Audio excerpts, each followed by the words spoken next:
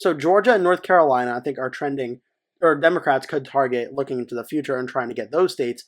The state of Arizona is really fascinating because before 2020, I thought it was pretty clear Arizona was trending towards the Democratic side. From let's say 2020 to 2016, it trended by 4 points towards Joe Biden. From 2012, it shifted 9.4%. 2008, it shifted 8.8%. This was becoming a battleground state, and it still is a battleground state, but it was clearly becoming in the Democrats' direction. 2024 threw a lot of things off. From 2008, it still shifted by 3 points. From 2012, it shifted 3.5%. From 2016, it shifted by 2 to the Republicans. 2020, it shifted by 5.8. Arizona right now, it's really anyone's guess how this state is going to look. Maricopa County, the largest county in the state, this is where most of the people in Arizona live, shifted towards Trump by 5.7% from 2020 to 2024. From 2016 to 2024, it shifted Republican by 0.64. From 2012, it shifted by 7.2. From 2020 to 2012, Maricopa shifted by 13. 2016, it shifted to Biden by 5. And then if you want to go back to 04, it shifted by 16.8. Arizona, I would have said for sure, is going to be a state the Democrats could watch for over the next decade or so as one they try and flip. But I think the Republicans put a little bit of a stop to that in 2024, where I think, at least for now, it's going to remain a state that Republicans are cautiously optimistic about and cautiously watching going forward. I would not be too surprised if over the next 10 years or so, Republicans and Democrats both gain support in Arizona and things kind of just remain stagnant where they are right now. So I'm putting Arizona as tilt Republican to show I don't think things change too much, but I think they're kind of going to remain where they are. Nevada, however, I think is a different case. I think Nevada is a state that is trending towards the Republican direction. And that's because when you look at how the state trended from, we can even say go up to 2012, it moved to the Republicans towards Trump by 9.8%. From 2016, it shifted by 5.5%. Even from 2020, it shifted by 5.5%. It voted for Donald Trump in large part due to Clark County with a 6.7% shift from 2020 to 2024. 2016, Clark County shifted by 8 points. From 2012 at Romney, it shifted by 12. So Nevada is clearly a state that's pretty much trending almost everywhere in the Republican direction, except for these smaller Republican areas. Carson City did slightly shift towards Harris, but Esmeralda and White Pine a little bit towards the Democrats. But the Republicans in Clark County making the gains there. I think Nevada is a state that's certainly on the map for the Republicans and a state that's going to look to be competitive there, trending there for a while.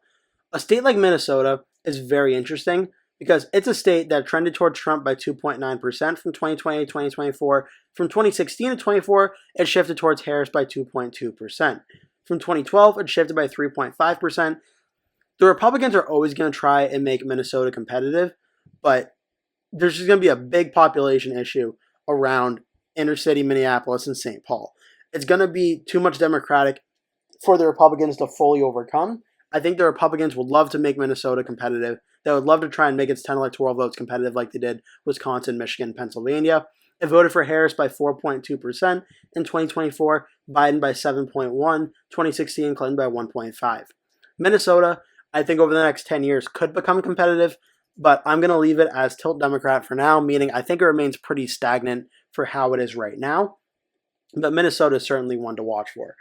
New Hampshire is really interesting because New Hampshire voted by 2.8% for Kamala Harris in 2024. After Joe Biden won it in 2020, I thought it was going to continue a long trend towards the Democrats of being a likely Democratic state. And then in 2016, Trump only lost it by 0.37%. The margins for New Hampshire was it shifted by 4.6% in 2020 to 2024. 2016, it shifted Democratic by 2.4%. New Hampshire is interesting because the largest counties in the state in terms of population are Rockingham, Hillsborough, and Merrimack. And from 2020 to 2024, all three of them shifted about 4.5% towards Trump and the Republicans. New Hampshire could be a state that Republicans look to put in play when you compare the last two presidential elections. But when you throw 2016 into the mix, all three of these counties also shift towards the Democratic direction. So New Hampshire, it's really anyone's guess. It's 4 electoral votes. It's not a very large population in the state. It could shift Democrat over the next 10 years. It could shift Republican. I kind of think it just remains where it is, to be honest. It'll be very interesting to come back in this video like 10 years from now and see if I was right or wrong on these. I think New Hampshire is not going to change that much. I think it's going to consistently be a lean to likely Democratic state over the next 10 years, but we'll have to wait and see how that goes. Now we're on to the 3 Rust Belt states. These 3 states, it's going to be very interesting to see how they go once Donald Trump will no longer be the Republican nominee in 2028. I'm going to start with the state of Wisconsin, which shifted towards Trump by under 0.094% towards Trump from 2016 to 2024. The state shifted towards the Republicans by 8 points from 2012. 2016 is shifted by 1.5%. So of all these states, Wisconsin has shifted probably the least towards Donald Trump of the 3 Rust Belt states. From 2020 to 2024, it did shift red in pretty much every part of the state except the toss-up area of Dorr, Wisconsin. Ozaukee, Washington, and Waukesha did, though, narrowly trend towards Kamala Harris. Racine and Kenosha trended towards Trump, and Dane trended towards Trump by 1.1%. 2016, however, we see that since then, Dane's trended towards Harris by 4.4, Milwaukee by 1.4, Waukesha 6.8, Washington, Ozaukee 8.4.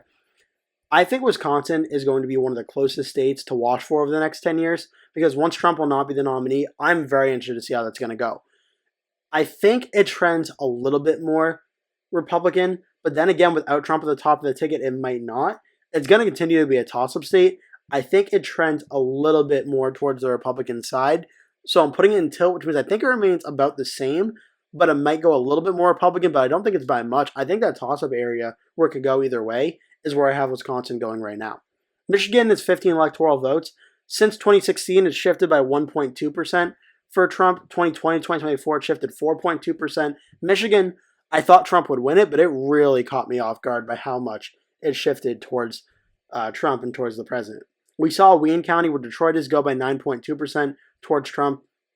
Only Ottawa, Benzie, Grand Traverse, Lalanu, Charlevoix, Emmett, and Prek Isle shifted towards the Democrats from 2020 to 2024. 2016, a lot of areas and the state rural areas did shift towards the Democrats, but I think Michigan's a state that I thought was the most Democratic of the 3 Rust Belt ones. I'm kind of now thinking that's Wisconsin.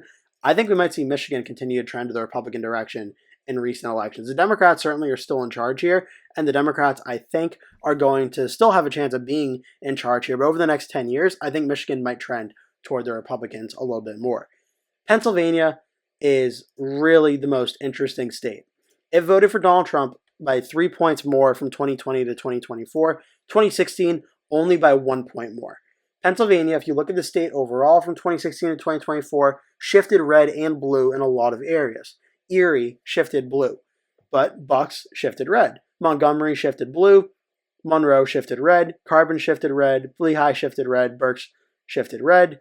Chester shifted blue. Lancaster shifted blue. Pennsylvania is almost all over the place when you're looking between 2016 and 2024. From 2020 to 2024, a lot of it, pretty much all of it shifted red.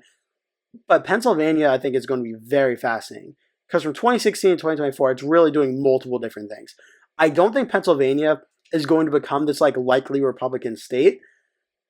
But I think it might become slightly more Republican over the next 10 years. I'm not sure if it's going to be out of the toss-up category Republican.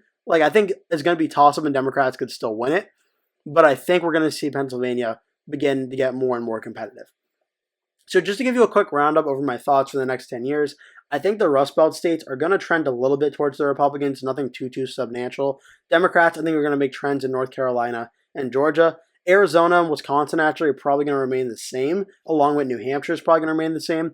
But Nevada, Michigan, Pennsylvania, New Jersey, and New Mexico, I expect, will trend to the Republicans. Nebraska's 2 districts, Georgia and North Carolina, I think will trend to the Democrats. Make sure to leave a comment below. Tell me your thoughts about this map. If you disagree, please leave a comment below. Tell me why. I can't wait to read that. Thank you so much for watching. Hope to see you in the next video.